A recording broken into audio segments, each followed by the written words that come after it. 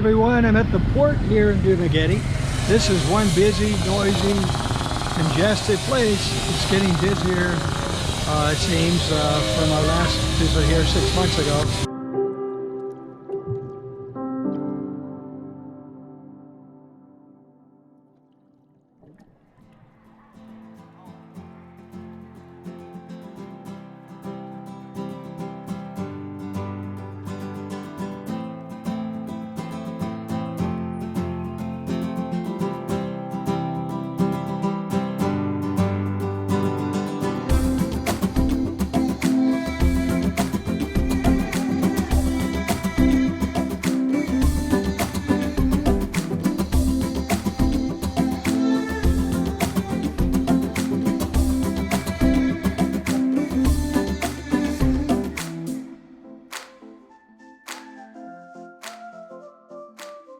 On my way over to Silliman University Hospital because I want to see my doctor, and then I'm going to pick up prescription antibiotics. Yes. Did you guys just photobomb my video?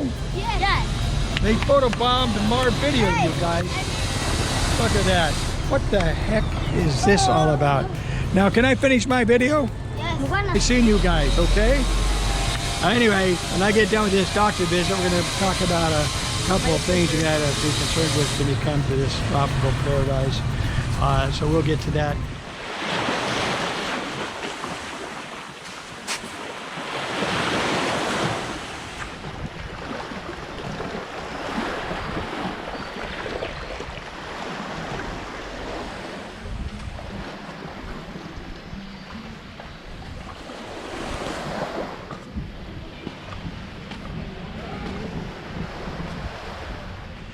Okay, now that we're in a quiet place, peaceful, beautiful, water's edge, Mekong.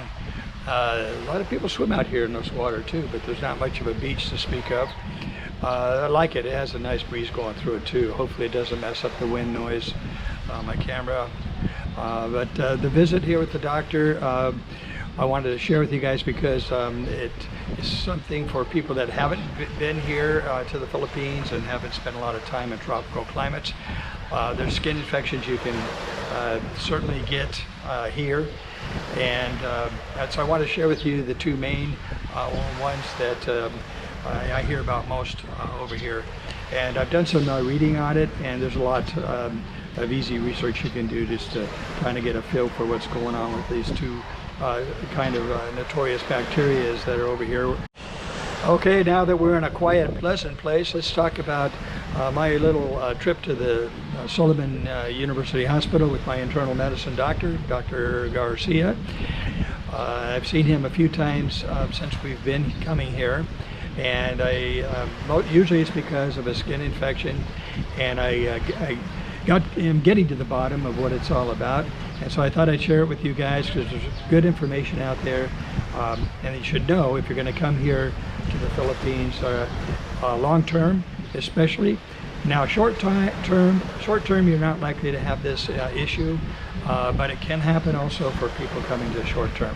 But normally it's people that are here a longer period of time, and the worst time of year for this bacterial infection I'm going to tell you about is the end of the summer times in the tropics, and also right before monsoon or hurricane season, depending on where you are on the planet. So those are the worst times for this bacteria, and it's a staph infection. It's called Staphylococcal aureus variety, and there are about 30 different types of this particular staphylococcal infection, and it's not to be confused with a staph infection, which is the strep. That's a different story altogether, which we're not going to touch on at all. So the staphylococcal is the one that's a big concern. It creates two kinds of boils that I know of, have read about. It's the Vixia boil is number one, and it's also here in the Philippines. They famously regard it as the MAVIC tiki, because and that means eye of the lizard, as I understand it, and that's because there are like two eyes to this boil and a little nose or a mouth. So that's why they call it the MAVIC tiki. kind of an endearing term for very, very painful boil and irritating. But there's another one that's even more sinister. It's called the Carbuncle, and that's a collection of little infections that are under your skin, in your hair follicles. Now they're both in the hair follicles. The Matatiki and the Carbuncle are in the follicles of the hair. But the Carbuncle is like a colony of them, the infections. And this bacteria enters in through the hair follicles. Usually when it's hot and sweaty, your skin is, when you are hot and sweaty and your pores open up, and the bacteria loves this climate, and it proliferates like crazy in this climate, and it travels down through the hair follicle into the under the skin, and that's where it germinates and does what it does, and it causes painful swelling. It can be very large swelling, and then it turns into a boil, and eventually it turns into a little volcano thing, and then it erupts and the fluids come out, and then you get over it. And it's most people have to take some kind of antibiotic for it, and it lasts really, both of them last about 3 weeks to a month. So it'll be a painful period, but you will get over it. That's the good news in all likelihood. And sometimes in the hospital they will actually send you and cut the infection open and drain it. So it's not a pretty sight, any of it. I've never had mine incised like that and drained that way. I just let them heal naturally, and the good thing is that they don't leave a scar, or very much at all of a scar. So just let them heal. I prefer to let them heal naturally, and even if it takes a little bit longer.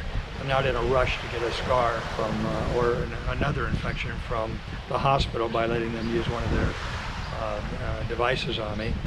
So I just soon do it myself at home, and it's worked so far. And I've had about 7 or 8 of these infections since I've been coming to the Philippines longer term, and this has been over the last 2 years. So I'm getting kind of used to dealing with it. So this is why finally I'm sharing it with you guys, because yeah, you need to know. If you're only coming for a month, like I say, you're probably not going to have to ever worry about this, because we've been here 6 or 7 times in the Philippines, and it's only when we're staying long term that I became afflicted with this. And the other good news is that the antibiotics do work very well, and there's several kinds that they use. I'll put down below what I'm using right now. And the antibiotic treatment usually requires about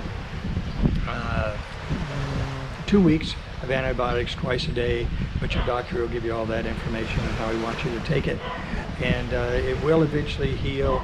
And so the good thing is that this staphylococcal infection is not MRSA. It's not methicillin resistant Staph aureus infection. So you've got that going for you if you get this. You know, some of them, like the type that you get in hospitals, those kind of staph infections, those are becoming more MRSA. They're resistant to bacterial antibiotics. So at least these are controllable, and they're just annoying and painful. So I'm sharing that with you guys just to give you a heads up, and hopefully you won't ever get them. Some people never get them, but most people I talk to, since I've had them a few times, I ask people if they've ever had it, and they go, oh yeah, I've had one in my butt, or I've had one, my wife has one on her boob on the side. So it's very, very, very common. And I mean, you go to Hawaii, you can get them in Florida, like I say, and all over the world in these extremely tropical areas. So I hope that information can be of some use to someone out there, either now or in the future, when you come out here to the Philippines. Don't be alarmed if you get this little infection. You can deal with it. A lot of people do. On a happier note, a friend of mine at Marpaz, where we live, produced a little video tribute for the 4th of July, which is just going to be tomorrow for you in the United States. His name is Ed Scherer, and so I'll end this video with his tribute for the 4th of July. Take care, everybody. Enjoy your holiday. Bye-bye.